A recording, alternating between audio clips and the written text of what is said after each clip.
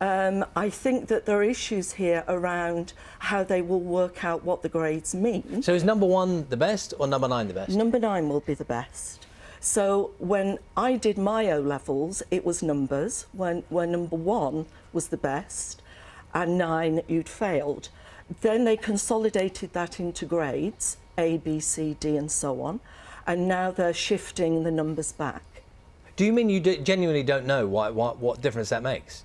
You're an expert in the field. I mean, people will be watching this whose children are possibly going to be coming up for exams. They might be mystified, but they'll be hoping someone somewhere has got an answer. Yeah, I think the issue here is around the change from a letter grade to a number grade, and the question is not so much what the grades are, it's the descriptors around the levels of achievement. And what governments have done in the last 30 years is come up with benchmarks regarding quality. And I think what governments are raising is issues around what the pass level is. So, for example, when we had O-levels, we also had CSEs. So children did CSEs or O-levels. They then merged that into one examination known as GCSE with a unified grading system. What we're now moving towards is an issue around how that grading is shown in terms of quality, because a grade C currently is the cut-off point for quality. And what schools are asked to do is increase the number of children who have 5 A stars to C, for example, at GCSE. Now, the question that the profession is going to be asking itself is not only how is it going to manage this change that's happening quite rapidly, and how is it going to explain and enable people to understand the changes of grading, but also at what point somebody will make the decision as to what is a sign of success for the school. Okay. At the moment it's 5 A stars to C. What's it going to be in the new system? Helen, thank you very much for having a go at explaining. Anyway, Helen Gutters from the University of Manchester. Thank you very much. Thank you. It is 7:15. You're watching Breakfast from BBC News. Our main stories this morning. David Cameron says he'll take part in just one TV debate ahead of May's general election, and only if it features at least 7 party leaders. A man who planned to blow up a Manchester shopping centre is convicted in America. Questions are being asked about why Abid Nazir wasn't charged here. Time to go to Carol now for a look at this morning's weather. Morning, Carol. Good morning, both. Good morning to you as well. Well, as we head through the course of today, after a sunny start, you'll notice the cloud is going to continue to build, but it is going to be a wee bit milder than it was yesterday. Now, this morning, what we've got is high pressure building in. You can see fronts coming in from the west. They will enhance the rainfall we currently have across parts of Western Scotland and Northern Ireland. But to start with, across some southern, central and eastern parts of England, it's cold, it's frosty, there's even a wee bit of fog around.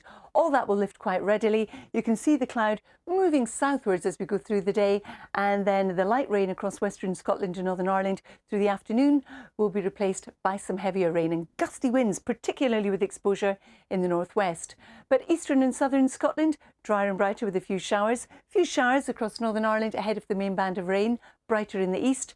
And for Northern England, you might see a wee bit of drizzle coming out of the cloud today, but for most it will be dry. In fact, for most of England and for most of Wales, it's also going to be dry, but the cloud building. But even so, there still will be some brighter skies, but quite a different day from yesterday when we had so much sunshine. Now, through the evening and overnight, our rain pushes a little bit further south, then it retreats and pushes northwards once again.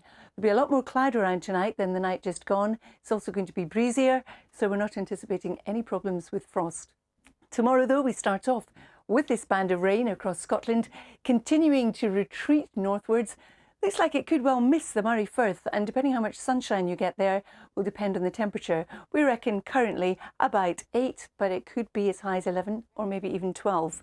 More cloud across eastern England and Northern Ireland, but for the rest of England and Wales in the sunshine, the temperature will get up to around about 10, 11 or indeed 12 Celsius. Now that leads us into the weekend. What we've got is the air coming from the southwest. That's a mild direction for us, and you can see the isobars. It's going to be breezy, and we've got a real convoy of weather fronts coming in across the northwest. So it's going to be wet on Saturday across northwest Scotland. And in the milder conditions, we'll see some of the snow melting as well. So there could be some issues with local flooding. For much of England, for much of Wales and for parts of eastern Scotland, we're looking at some sunny spells. Again, dependent on how long you have the sunshine for, will mean higher or lower temperatures. So we could in some parts see as much as maybe 15 or 16 Celsius. Out towards the west, there'll be a wee bit more cloud, but it still will be fairly mild. Then as we head into Sunday, our weather front drifts further south, taking its rain with it. Fresher conditions come in behind with some showers ahead of it. Still quite cloudy, but still relatively mild, but not as mild as it's going to be on Saturday, Charlie and Sally. Oh, Carol, thank you. Pleasure. Let's see, 18 minutes past 7 the time now. How have our cities changed over the last century? A new report says that 22 of them have more than doubled their number of jobs, while 11 have actually lost some. I'm really excited about what we're about to see with Steph. Some places are doing really well, others are losing out. We have sent Steph back in time, as if by magic. That's not her. She's there somewhere, though. Morning, Steph. Good morning to you. Morning, everyone. Yeah, I've come back in time. I'm at Beamish Museum, and basically here within this museum there is a town which has been kept exactly like it was 100 years ago. And the reason why I'm here is because we're talking about how areas have changed over the last century. Have a little look in there as well. You can just see what life was like here 100 years ago. But this report out this morning from the Centre for Cities is all about how our cities have changed, and it says that 22 areas have seen their employment more than double over the last 100 years, but there are 11 areas where they've seen employment fall. So just to give you an example of some of the reasons of why, have a look at this. This is the difference between Burnley and Reading. They are two towns with very different fortunes over the last century. While employment in Reading has boomed, Burnley has seen the number of jobs halve. Rewind to 1911, both towns were home to thriving manufacturing sectors. Burnley had a great textiles industry, and Reading was famous for things such as beer, bulbs and biscuits. But then, through the century, as manufacturing started to decline, these two towns reacted differently, and that's where their fortunes turned. Reading adapted to this change and moved into more high-skilled industries. It became a technology hub and is home to Microsoft's UK headquarters. Burnley did try to fight back and even won a Government Enterprise Award in 2013, but it hasn't adapted fast enough and is still reliant on low-skilled work, which makes it less competitive when it comes to investment. So even though geographically the distance between them hasn't changed, economically there is a gulf which has been created over the last century. So that just gives you an example of two areas there and how they've changed, and how it's not all about manufacturing decline, but how they react to changing industries and kind of reskill themselves. And I'm going to be here throughout the morning talking to experts about what makes a city thrive. I'm also going to be showing you in and outside the shops. I found the sweet shop. Sweet heaven in there. I'm going to be taking you in there a bit later on in the programme, and I might even drive that car if they'll let me. I doubt it. I think no to the car, yes to the sweet shop. Very good, Steph. We'll see you later on. Thank you. Now it's 21 minutes past 7. Meningitis can strike without warning and kill a healthy child within hours, but there is a vaccination against one of its worst strains. The drug was approved for use a year ago, but ministers are still wrangling with its manufacturer over the cost. Today, health professionals across the UK have written to the Health Secretary Jeremy Hunt asking him to speed up its introduction. Breakfast's John Maguire has been to meet one family which has been affected by meningitis B. Like any 16-month-old, Harmony Rose loves to explore, to read, and best of all, to play the drums. She's bursting with life, but just a few months ago it was all so different when she contracted meningitis. So we were told that she had 10% chance of survival at the time, but now they say it's a generous estimate. And obviously they basically said we had to get her christened the first day we got there, and obviously we were just, I don't know, it's horrible. Harmony spent more than 5 months in hospital with her parents Freya and Ross by her side constantly. Seeing her led there, black and blue, and not saying nothing, asleep. It was like she'd already gone, wasn't it? It's like she wasn't there. But we got through that now, haven't Which we? just seems a million. Yeah, she does, yeah. Yeah, and like I think our brains have tried to forget it. I think that's how we've coped with it. We've just tried to forget, obviously, what happened. Her recovery has amazed and delighted everyone, but a vaccine could have protected her. What are your views on the vaccine? I just don't know why it's not in yet. I'm just so upset that it's not brought in. Like, we don't want to see any kids that's what Harmony's been through go through it, because it was obviously so hard, and we don't want to see anyone else in pain that we went through. Almost a year since it was recommended for use, the vaccination is yet to be introduced. The Department of Health maintains it wants the drug, but at a better price. Now, when Harmony was first diagnosed, the community here in Bath rallied round in some style. They were asked to wear pink and indeed tie these pink ribbons on trees and lampposts. There are still thousands of them around. The campaign raised £170,000, and that money will go to pay for Harmony's care in the future. For the present, though, Harmony's life is dominated by discovery. Wow, I didn't know my life was so interesting. It's not what she can't do, it's all about what she can do. John Maguire, BBC News, Bath. Well, Linda Glennie is from Meningitis Research, the Meningitis Research Foundation, and joins us now. Morning to you, Good morning. Linda.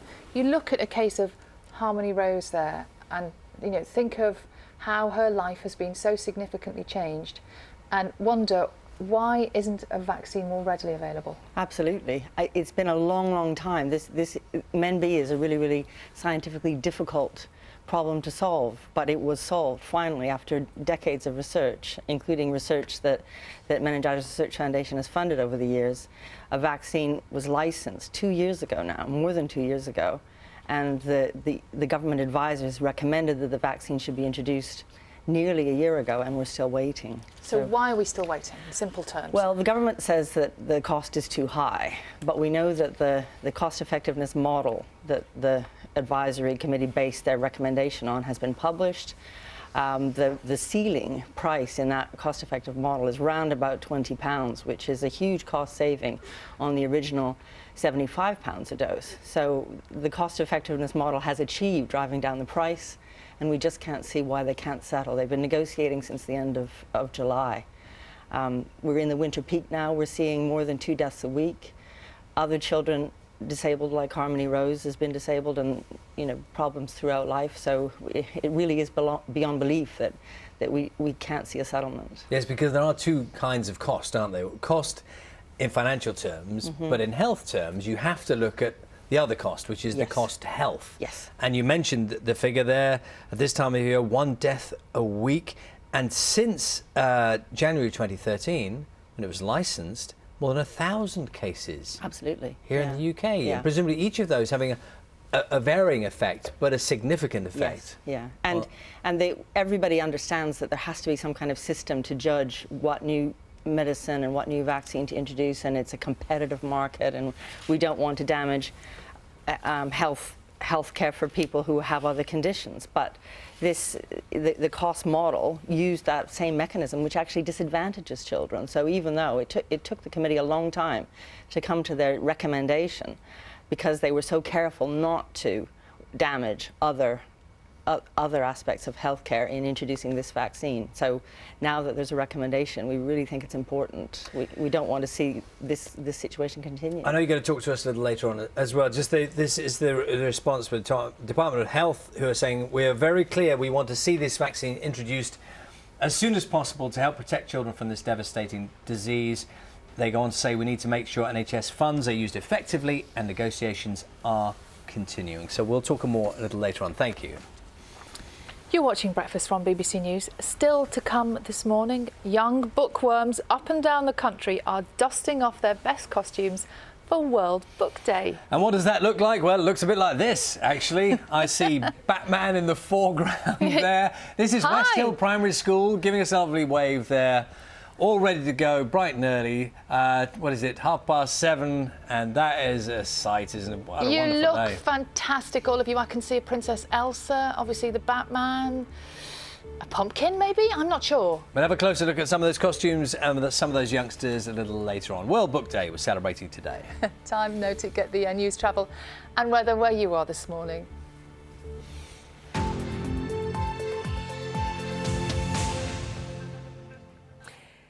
Good morning. Now the news from the northwest. A senior police officer who investigated a plot to blow up Manchester's Arndale Centre says lives are put at risk by the decision not to prosecute a terrorist in 2009. Abid Nazir has been found guilty of terror offences by a jury in New York. He was extradited to America in 2013 to stand trial after it was decided there wasn't enough evidence to press charges when he was arrested by Greater Manchester Police. I've got to respect the right for the Crown Prosecution Service. It's their statutory duty to make a decision, and they made a decision that was not to charge. I think it was wrong, yes, and that's borne out by the conviction that we've now seen in America. And I would like to thank the Americans for taking him off the streets, and to thank the people of New York who sat on that jury and considered the evidence to convict him. The Lancashire Police Federation claims people in the county will be more at risk from crime because of cuts to the police force. The organisation represents rank and file officers and is launching a campaign today called Cuts Have Consequences. More than 700 posts have been lost since 2010, and the Federation fears any more cuts could impact on the force's performance. At the moment, we're able to do neighbourhood policing, we're able to investigate and prevent crime. I think some of the more traditional functions that people see police doing, like crime prevention, will become a thing of the past. And our fear is that it will become a response-only police service. Liverpool City Council has agreed to reduce the amount of money it gives to charities by £1 million. The authority also announced a rise in council tax of almost 2% at last night's budget meeting. St Helens has voted to increase its council tax, while in Knowsley it's been frozen, but there'll be 123 job losses over the next couple of years. The work of the late Lancashire-born surrealist Leonora Carrington opens at Tate Liverpool today. The exhibition includes a giant mural going on display for the first time outside of her adopted home in Mexico. Leonora was at the heart of the surrealist movement. And now the weather with Charlie Slater. Good morning to you. Not a bad day that we've got in front of us, really. Lots of cloud around, but occasionally we'll get some brightness and maybe a few sunny spells as well. But as you can see, there is all of this cloud which is sitting over us in the northwest. Not a huge amount of brightness, but with light winds, it should feel relatively pleasant. Those temperatures 8, 9, 10 degrees Celsius in a couple of spots. And then we go through to tonight into the early hours of Friday morning. Again, the cloudy theme continues. A couple of spots of drizzle are possible at times, particularly in northern parts, but otherwise it looks like a largely dry night. Overnight lows 5 or 6 degrees Celsius, so relatively mild as well. And it's a very similar day to tomorrow, really. Friday, lots of cloud around, dull, overcast for the majority of the daytime, but we go into the afternoon, we might just get a little bit of brightness. Again, though, this time in particularly southern parts of the region, before a largely cloudy weekend as well, but unfortunately it will be getting just a little bit windier. And travel news cues. M62 westbound Greater Manchester between junction 19 Haywood and 18 Simister Island. Delays too on the East Lancs at Worsley after an earlier accident at Chaddock Lane, the Queen's Arms traffic lights. And we're back again with another bulletin. That's just before 8 a.m. Bye for now.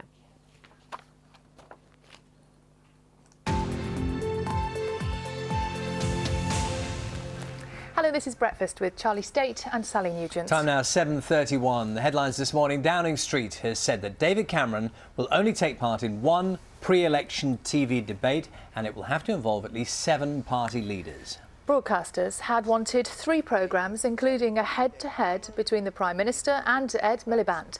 In a letter, Number 10 criticised the chaotic debate negotiations and said its proposal was Mr Cameron's final offer. Labour has described the move as an outrageous attempt to bully the broadcasters. The Crown Prosecution Service has defended its decision not to charge a man accused of a plot to blow up a shopping centre in Manchester. Abid Nazir has now been found guilty in New York of being involved with Al-Qaeda after British MI5 officers gave evidence in court. He faces life imprisonment. Nazir was arrested in Manchester in 2009 but was extradited to the US in 2013 to face trial. The Serious Fraud Office is investigating the Bank of England over alleged manipulation of the financial markets during the height of the credit crunch. The bank said it had voluntarily referred itself to the city watchdog after carrying out its own internal inquiry. The investigation centres on auctions which the bank used to pump billions of pounds into the banking system in an attempt to save it from collapse. The stepbrother of Becky Watts, the 16-year-old who disappeared almost a fortnight ago in Bristol, will appear in court this morning accused of her murder. 28-year-old Nathan Matthews was charged along with his girlfriend, Shauna Hoare, who's accused of attempting to pervert the course of justice. Police investigating the teenager's disappearance found body parts at a house on Tuesday. Becky's uncle paid tribute to his niece. It was the most undignified end to a beautiful life full of promise. As her family, it's hard to see the light at the end of the tunnel, but we know it is there, and the support from family, friends and the nation will help us find that light. Head teachers are warning the biggest exam changes in 30 years risk causing significant problems for schools. The government says A-levels and GCSEs need to be more rigorous so students in England reach the standard of pupils in high-performing countries. But there are concerns the new plans to be implemented in September are being rushed through. Proposals to place further limits on who can claim child benefit are being examined by the Conservative Party. Officials are considering restricting payments to the first 3 children in a family. There are already limits for couples where one parent earns more than £50,000. Anyone who flies a drone in Britain should be licensed and monitored, according to a House of Lords committee. Peers say an online database holding the details of anyone who uses an unmanned aerial machine could help prevent serious accidents. Last year, a drone came within 20 feet of a plane landing at Heathrow Airport. A little later on, Carol will have all the weather for us. Right now, Ori's here with the sports. Yep, we had some ugly scenes at St James's Park yesterday. After a full programme of Premier League matches over the week, we've enjoyed some pretty good football. Unfortunately, an incident of a different matter yesterday that got a lot of people talking, a lot of people asking for bans actually for those 2 players there. Good morning to you. Manchester United's 1-0 win. Not the only talking point at St James's Park last night. United cannot imagine. Leaders Chelsea won at West Ham to remain on course for a first Premier League title in 5 years. Eden Hazard elsewhere. Swansea City's French striker Bafétimbi Gomis is recovering after he collapsed on the pitch during his side's 3-2 defeat at Tottenham. Gomis didn't need to go to hospital and has a history of losing consciousness, having fainted 3 times when playing at Lyon. Meanwhile, in the Scottish Premiership, leaders Celtic lost 1-0 to St Johnstone. Danny Swanson's first goal, or his goal, inflicting a first league defeat in 9 games on the champions. In the women's game, there were mixed fortunes for the home nations at the Cyprus Cup. In Group A, Scotland lost their opener 2-0 to Canada in Nicosia, but England beat Finland 3-1 in Larnaca. Leanne Sanderson opened the scoring for England. Bit of cricket for you, and Scotland have lost to Bangladesh by 6 wickets at the World Cup in New Zealand. That despite a career best of 156 from Carl Coetzer, a record score by a player from an associate nation at the World Cup. Scotland, though, cannot now qualify for the quarterfinals. Bangladesh will be favourites to make the next stage over England, who they play on Monday. As you've seen throughout this tournament, sides have been getting big scores and a couple of sides have been knocking them off as well. So I think at the start of the day we would have definitely taken that. That's way and beyond Scotland's best score in a World Cup match. I think we've been capable of doing it in the previous few matches, but not quite managed to put the game together. Tricky conditions in a few of the grounds, but yeah, it's nice to show the world that what we're capable of. England's Rachif Youssef produced a shock at the All-England Badminton Championships in Birmingham, defeating the Korean third seed Son Wan-ho in the first round. Unseeded Youssef won silver at the 2010 Commonwealth Games and is the England #1. Son Wan-ho reached the semi-finals last year. No British player has won a title in the event for 10 years. And speaking of the Commonwealths, gold medal belonging to the former heptathlete Kelly Sotherton has been found in a post box. Her home was burgled last month, but following a TV appeal on Crime Watch, it was discovered by a postman on his rounds. Sotherton won the medal in Melbourne in 2006. It was the only major title of her career, so she's very happy to have it back.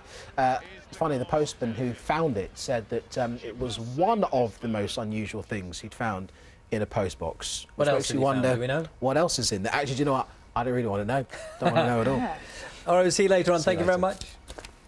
Now, primary schools are being urged to do more to educate pupils about the dangers of gangs. The warning comes as a BBC investigation revealed how children as young as 9 are being targeted by criminals to carry drugs and weapons. Radio 4's Face the Facts also discovered that last year the London Ambulance Service responded to more than 900 calls where someone under 25 had been shot, stabbed or injured. Sheldon Thomas is a former gang member and founder of the support group Gangs Line. He's with us now. Morning to you, Sheldon. Good morning. Quite disturbing report to read that children as young as 9 can be targeted. Yes, I mean, unfortunately, grooming initiation, the whole process is done very subtly, and I think that we've spent a very long time trying to look at interventions for older gang members, and whilst the levels of young people being groomed into gangs from the ages of 9 have not been looked at. You say grooming, being groomed into gangs. What exactly does that mean? How does that behaviour show itself? Well, sometimes that's in the playground outside a block of flats. Sometimes it's where kids hang out, on their estates. And these older gang members are not silly. They kind of look at the kids that are vulnerable. They kind of look at the kids that they know haven't got any father figures. And so they kind of entrap them with buying them nice things, buying them pairs of trainers, in kind of conditioning to making them believe that they're kind of like a surrogate father figure, that I will look after you. If anything happens to you, I will take care of you. It's done subtly. It's done in a way where the young person believes that this person has their interests at heart when in fact they don't. Sheldon, tell us a bit about your own experience, because in this case the call is maybe that primary schools should be talking to children about this. I don't know what age you became involved in gangs, but when you're that age, what do you think it is the role of a school to be talking to kids about that kind of thing, or can they make a difference? I think what we could see is that we would need teachers to be more aware, so that teachers themselves needs to be trained on dealing with gangs. And I think what we need is to have more experts like our organisations going into schools, and they're the ones should be teaching, because I don't believe teachers are social workers. I think teachers are there to teach, and I think it's unfair for us to say to teachers, take on the heels of society. What I think needs to happen is primary and secondary schools needs to look at organisations outside of the school system that may employ former gang members that could come in with that expertise to teach young people about the resilience against gangs. And what is your experience of young children being involved in gangs? Well, we deal with a lot of young kids because we go into a lot of secondary and primary schools, and a lot of young kids we come into contact with are already involved in gangs or on the outskirts. What are they doing? Selling drugs. One of the main things they're doing is selling drugs. For instance, we'll have a gang member that is taken into country to go and put up in a hotel. He's a young kid, and what happens is school thinks he's disappeared for 2 or 3 weeks when in fact he's gone into country to sell drugs. Then we've got 9-year-olds who are being seduced into this world and making £40 a week, which to a lot of 9, 10-year-olds, that is quite a lot of money. I'm just trying to think, I mean, you're at the sharp end of this. You'll know what works and what doesn't work. If you're talking to a classroom of 9-year-olds in an average school, for most of them, hopefully, it's something they won't encounter. Maybe a few are already involved. Is there a danger that you're giving a general message to a lot of children who it doesn't affect, and the ones who need the help most aren't getting it outside of the school where it matters most? Well, I think the most important thing is prevention. I think if we understand the key word prevention, it doesn't matter whether a child is involved or on the cuffs of being involved.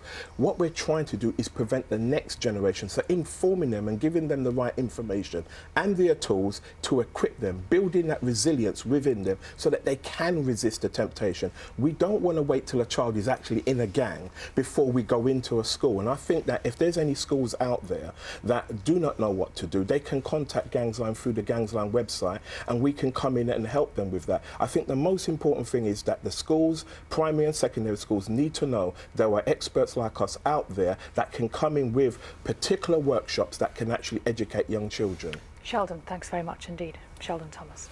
Let's see, time now is 7:43. Just a reminder, you can hear Face the Facts, that investigation, ready for 12:15 this lunchtime. Here's Carol now with a look at this morning's weather. Morning, Carol. Good morning, both. Good morning to you as well. It's a cold start to the day across some southern, central and eastern parts of England with some frost, but here we've got some sunshine. For the rest of the UK, it's a fairly cloudy start, the clouds spilling across us all through the day, but it will be a little bit milder than yesterday as high pressure continues to dominate the weather. Now later we've got a weather front coming in across the northwest that's going to enhance the rain that we currently do have. And the rain not particularly heavy at the moment across western Scotland and parts of Northern Ireland. A wee bit of drizzle coming out of the thicker cloud across northwest England. But you can see how this cloud builds steadily southwards through the course of the day, but for most of England and Wales it will be dry. Now through the afternoon the rain really peps up across western Scotland, gusty winds here as well. Eastern and southern Scotland, Northern Ireland seeing a bit more cloud, some bright spells, particularly so in the east with just 1 or 2 showers. For Northern England, in fact for all of England and for Wales, the cloud will continue to build through the afternoon, getting into areas where we've had sunshine this morning. But even so, there still will be some bright spells around, just here and there, but quite a different day compared to yesterday. Through the evening and overnight, our band of rain sinks a bit further south, then it starts to retreat further north. For the rest of the country, it's going to be a fairly cloudy night, a fairly breezy one, so we're not anticipating any problems with frost. Tomorrow we start off with this band of rain across Scotland, continuing its journey, moving northwards, still windy around it, a bit more cloud too across much of the UK, particularly so in eastern areas and also in the west. The south and also Wales seeing some sunshine. Now, depending on how long you have the sunshine will very much depend on the kind of temperature you're going to get. So this 8, for example, around the Moray Firth, if you hang on to the sunshine longer, that could well be an 11. As we head into the weekend, we're dragging in these southerly winds. You can see from the isobars, particularly anywhere from northern England northwards, it is going to be quite a windy day and still weather fronts plaguing the northwest of Scotland. Here too, with the milder conditions, we'll see some of the snow melting. So that combination of the rain and the snow could well lead to some localised flooding. But again, around the Moray Firth, Aberdeenshire, in any lengthy spells of sunshine, temperatures could be higher than 12 Celsius. It's the same for England and for Wales. In any lengthy spells of sunshine, we're looking 15, 16, maybe locally even a 17. Out towards the west, although there's more cloud, the temperatures are still going to be higher than they have been. Into Sunday, the front sinks a wee bit further south. Behind it, there will be some showers, some clearer conditions, cooler air coming our way. Ahead of that weather front, still a fair bit of cloud around and still mild, but not as mild as it's going to be on Saturday, Charlie and Sal. That sounds very good, Carol. Would you like to put an order in from Steph's old-fashioned shop? Have you seen her? She's out and about in old-fashioned shopping today. There it is. What would you like to buy? Some old-fashioned toffee. Oh, good idea. Not so good for my fillings, but very nice. There is a sweet shop, isn't there? Yes. Where Steph is. Any toffee, Steph? Yeah. Yes, good morning. There is a sweet shop, but obviously here is where you get your main basics. There's a bit of a queue forming, I'll be honest, so I'm not sure how long it's going to take me to get served. But yes, we've come back 100 years in time here. I'm at Beamish Museum in County Durham, and it's here where they've essentially created this town, which has been kept exactly as it was 100 years ago. I don't know if you can show you outside as well. You can have a quick look about what this town actually looks like and just see some of the shops that are here. We've got an old sweet shop, there's a garage, there's even a mine here, one of the old pit mines, and so lots here which reflects what life was like 100 years ago. But the reason why we're here is because we're talking about how cities and areas have changed in that time, and how there's a report out today from the Centre for Cities which talks about how there are 22 areas which have seen their employment double over the last century, more than double in some cases, and there are other areas where employment has fallen, so there are fewer jobs than there were back 100 years ago. So I've got a couple of guests here who we can talk to about this. First of all, Paul, who's from the Centre for Cities. Paul, just explain a bit about what makes an area thrive. So what we've seen over the 20th century is lots of big changes, globalisation, container ships and the like. And so the successful cities are the ones that have taken or lost jobs in declining industries but created new jobs in new areas like app development and things like that. But there are other cities that have actually done the opposite. They've lost jobs in declining industries, but they swapped things like coal mines for call centres and dockyards for distribution sheds, and it's really sorting one set of low-skilled jobs for another set of low-skilled jobs. Yeah, so it's not all about manufacturing decline, because lots of people associate it with that, don't they? Yes, it's not about the declining industries that have really been the problem for the places that have struggled. Actually, where they've seen the problem is that they haven't been able to attract these new knowledge-based jobs, these 21st century jobs, to really drive on their economy and create the jobs and the high-paying jobs for the residents within those places. Yeah, and also with us we have Steve, who's from Opportunity Peterborough. Just tell us a bit about how Peterborough's tried to keep up with the times, as it were. Good morning. Yes, I think the points are really important, that it is about reinventing yourself. And what we've done in Peterborough is actually build on what we've got. So when you're talking about manufacturing, it's actually then taking that to new technologies and exploiting the digital age. And I think the point you've made about infrastructure is very important. So where Peterborough is, it exploits the infrastructure, whether that's rail or the road, and now the digital highways. So we've put in a gigabit speed highway for local companies. And that means that new companies can come in and invest, but the existing ones can exploit that for new technologies. And how do you keep skills, though? Because this is part of the problem. There's essentially a skills drain, isn't there, where people get trained up and then they all head to the big cities or to London or whatever. Absolutely right, and I think that's through the companies actually looking at the new marketplaces, so the emerging technologies like the environmental sector, the digital sector, and actually showing the pathways for success for those young people. So we're very keen in Peterborough on apprenticeships, for example. So you bring in a young person, you give them an apprentice, and they tend to stay on because they can see the future for that company and that business. Yeah, well, thank you both for your time this morning. Thanks for stepping back in history with me this morning, 100 years. Let's see if there's anything else going on before I send you back. Have you seen the products? That's what I find really interesting. I love all this old school packaging on the products there. You can see toffee, high-class toffee there, table jelly. What else have we got? Margarine, salt, mustard, superior sweets. We're going to the sweet shop next, I promise. But we're also going to go to the dentist. Now, this is scary. If you see what a dentist looked like 100 years ago, my goodness, you will definitely brush your teeth because it is quite a scary place. But I'll take you over there into some of the houses and to the sweet shop a bit later. Steph, can we please not go to the dentist? No, I'm kidding. We're going to see what the dentist looks like. See you later, Steph. Thank you very much. It's 10 to 8. If you have primary age children, then you might have spent this morning rushing around putting the final touches to their costumes for World Book Day. Children across the globe will be joining the celebrations and dressing up as their favourite characters. Including these marvellously dressed children at West Hill Primary School near Cannock. Morning, everybody. Who can you see there? Well, I'm looking around, seeing a couple of there's a couple of witches lurking. I see in the mix. Maybe that's Wizard of Oz. Yeah, Dorothy. Witches, Dorothy. A teenage mutant ninja turtle. I think I can see an Incredible Hulk somewhere there, and they're Yes. doing extended waving. So excellent waving, dressed up beautifully down there. As you can see, children's books, big business. Breakfast Tim Muffet has been finding out secret behind making bedtime reading a bestseller. Keep waving.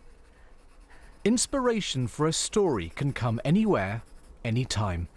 For Cressida Cowell, it was during childhood holidays in Scotland. This was the first place that the Vikings went to when they invaded Great Britain. The Vikings really believed that dragons existed. I spent a lot of time writing and creating and drawing actually pictures of dragons. In 1998, she started turning them into stories. 11 books and 2 Hollywood films later, the How to Train Your Dragon series is about to end. I'm writing book 12, which is the last book in the series, which is called How to Fight a Dragon's Fury. When you finish this series, how are you going to feel? I'm going to feel pretty emotional and sad because it's been, 1998, 17 years of my life. In 1998, 35 million books aimed at children, teenagers and young adults were sold in the UK, 28% of all print book sales. In 2014, nearly twice as many printed books for young people were sold, 63 million, and their share of the total book market was also up to 35%. The sector's more than doubled in value. Last year it was worth £336 million. Children's book authors have got very good at what we're doing. We know what the opposition is, and the opposition is incredible film, incredible telly, not to mention iPads and the internet. And so we've got to make our books so exciting, so visual, so funny, in order to compete with children's attention. E-books haven't hit print sales in the way some predicted. It seems parents, who usually do the buying, still like paper and ink. For children's authors, the job itself seems to have changed. Writing a book is now just one aspect of a much bigger marketing industry that has boomed. Holly Smale's latest novel rolls off the press. The end of one chapter, but the start of another. Book signings, personal appearances, meeting the fans. All I was interested in was writing and telling the story that I wanted to tell and sitting in a dark room and sort of in my own head, and it hadn't even occurred to me that Should that become successful, I would then have to go out and deal with the real world and talk to real people. So it's been a bit of a surprise. We get them out into bookshops. We look at getting authors into schools. If you can get kids talking about books in schools and recommending to each other, then obviously a lot of groundwork has been done for you there. Being prepared to kind of put yourself out there and promote yourself as well as your books can be really powerful. Although there is a downside. We might be losing out on, interesting writers who don't necessarily like to perform, but we have to do that. We need to be visible. We need to be heroes for children. And with book sales of over 7 million, Cressida Cowell knows full well every good story needs a hero. Tim Muffet, BBC News. Amazing pictures. And I have to say, all morning you've been sending us pictures of your kids dressing up for World Book Day. Shall we have a look?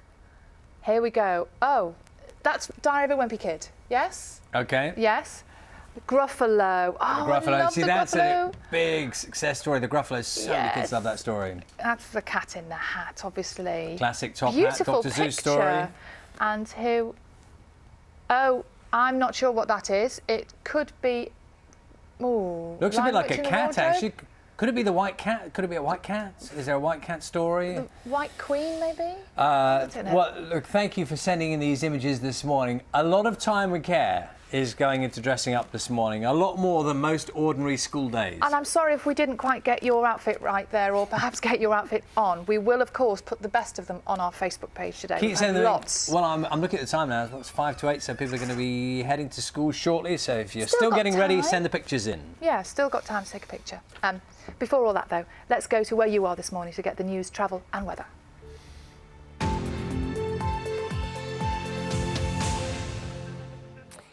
Good morning, and now the news from the northwest. A retired senior police officer who investigated a plot to blow up Manchester's Arndale Centre says lives were put at risk by the decision not to prosecute a terrorist in 2009. Abid Nazir has been found guilty of terror offences by a jury in New York. He was extradited to America in 2013 to stand trial after it was decided there wasn't enough evidence to press charges when he was arrested by Greater Manchester Police. I've got to respect the right for the Crown Prosecution Service. It's their statutory duty to make a decision, and they made a decision that was not to charge. I think it was wrong, yes, and that's borne out by the conviction that we've now seen in America.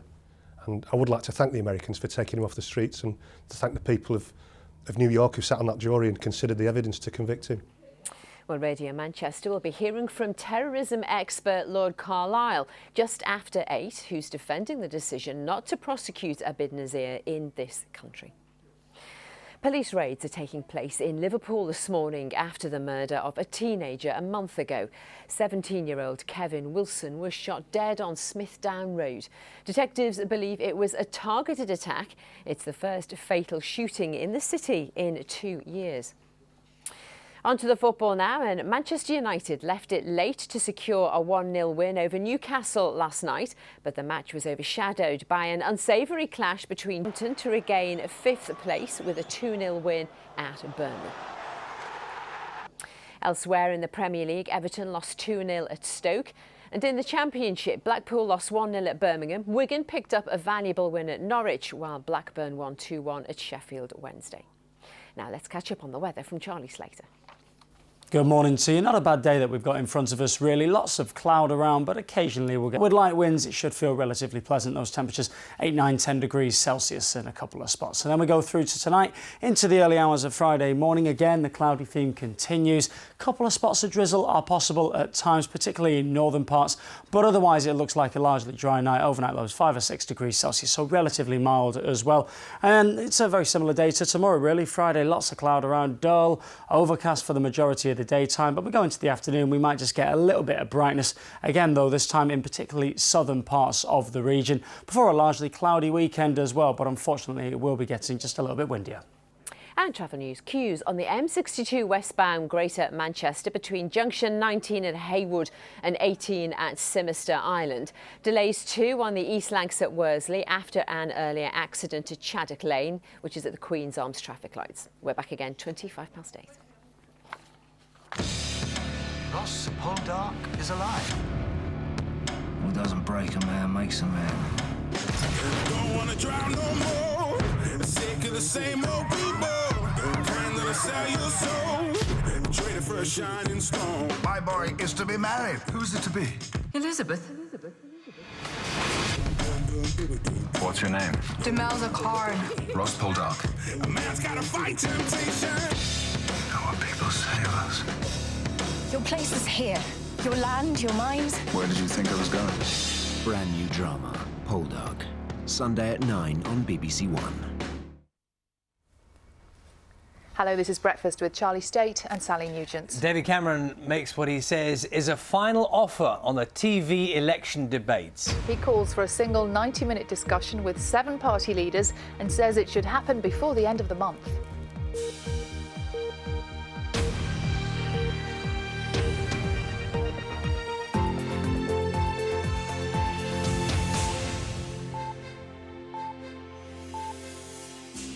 Good morning. It's Thursday, the 5th of March. Also this morning, a New York court finds a man guilty of trying to blow up a Manchester shopping centre. A former UK detective says he should have been prosecuted in Britain.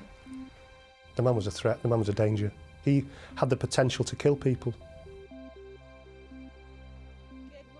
I've come back in time today to look at how cities have changed over the last 100 years. Out and about for us this morning. Ori's got the sport for us as well. I've got the sport indeed. Thank you, Charlie. Yeah, Manchester United's win at Newcastle overshadowed by a spitting. Book day this morning as children everywhere dress up as a favourite character from a book, just like these kids in Cannock. The Children's Laureate, Mallory Blackman, will be with us in the studio.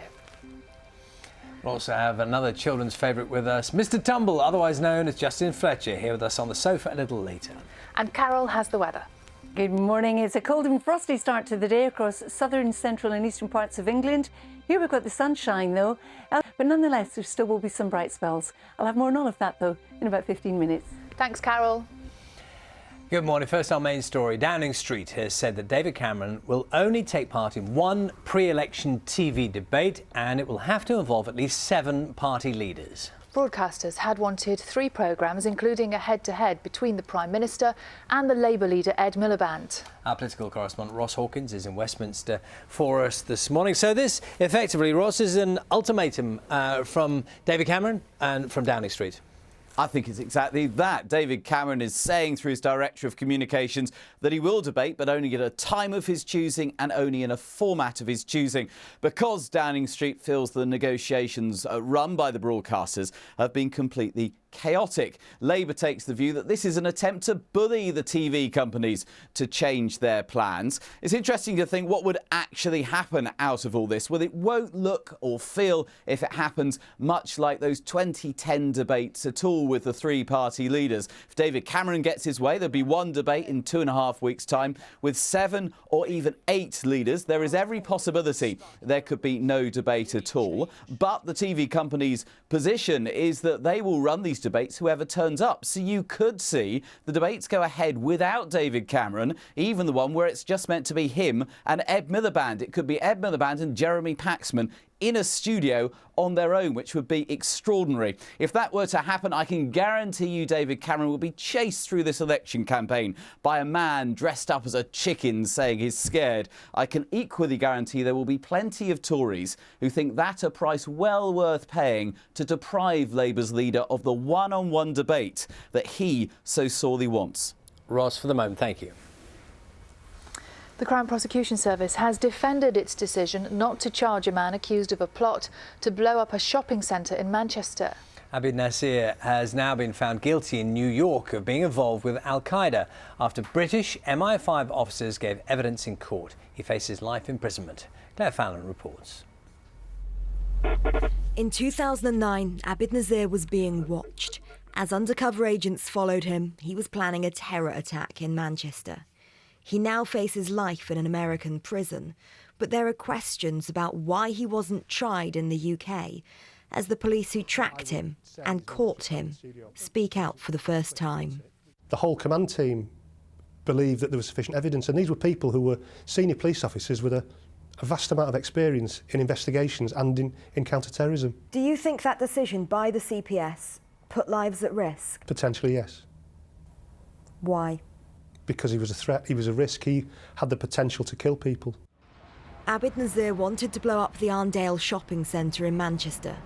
Believing the attack was imminent, police made their move.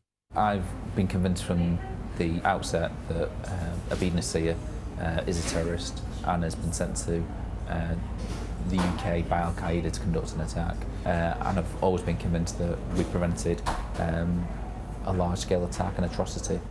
Even though Gordon Brown said a very big plot had been foiled, despite all of the intelligence gathered by police, back in 2009, prosecutors decided there wasn't enough evidence to charge Abid Nazir.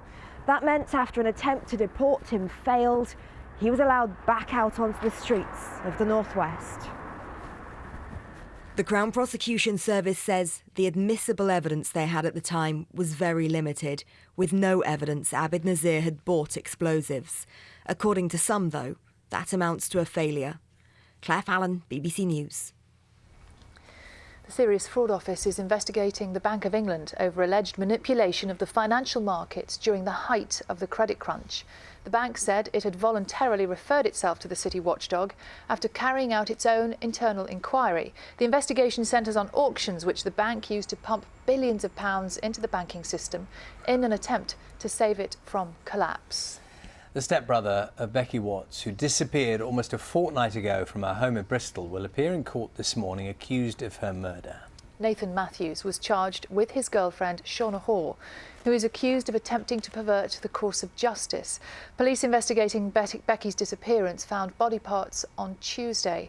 Our reporter Andrew Plant is at Bristol Magistrates Court for us. Good morning, Andrew. What are we expecting to see in court today? Good morning. Yeah, this is where Becky Watts' stepbrother Nathan Matthews will appear in court here in Bristol, charged with her murder. We won't see him, of course, because he's already in police custody, so he will be driven in a police van around the back of this court and straight into a car park which is below the court. We also expect his girlfriend, Shauna Hoare, who's 21 years old, to appear here too. She's been charged with attempting to pervert the course of justice. Now, it is exactly 2 weeks today since Becky was last seen when she left her home just a few miles across town from here in the St George area of the city. There was a huge search for her, not just involving police, but also hundreds of members of the public too, and a lot of hope here in Bristol that she could be found alive. That hope was matched by the grief here in this city then, when police announced on Tuesday morning that they had found parts of her body in a house here in the city. I should add the proceedings here will be fairly brief because the charges are too serious to deal with at Magistrates Court. It will be referred to Crown Court, and it could be many months before there's any trial. Andrew Plant, thanks very much indeed. Head teachers are warning that changes to GCSEs and A-levels in England risk leaving parents and teachers confused about what subjects to study and which exams to sit. Yes, the government says the new plans to be brought in from September will help students reach higher standards. Here's our education correspondent, Gillian Hargreaves. These changes will kickstart the biggest reforms to England's exam system in 30 years. In some ways, they hark back to the old O-level and A-level system. 2 years of rigorous academic study with one final set of exams. The biggest change introduced in the autumn term will be at AS level. Taught in the first year of sixth form, the qualification will no longer count towards the final A-level result. At GCSE, maths and English will be the first subjects with new, more rigorous content, including topics like calculus. All subjects will only have one final set of exams. The government wants qualifications to be more rigorous to match high-performing schools in places like Korea. Students there are often years ahead of pupils in England. Heads say they're not against the changes, but they are being introduced too quickly. It's too much change in too short a time scale, and I think we're beginning to see the impact of that in practice now. New GCSE courses in other subjects will be phased in over the next few years. But Labour has said if it gets into government after the election, it will restore the link between AS levels and A levels. Gillian Hargreaves, BBC News. Proposals to place further limits on who can claim child benefit are being examined by the Conservative Party. Officials are considering restricting payments to the first 3 children in a family. There are already limits for couples where one parent earns more than £50,000. Plumbers and heating engineers should be trained to help vulnerable people who are living in homes that are too cold. That's according to new health guidance for England, which aims to reduce the 24,000 excess winter deaths each year.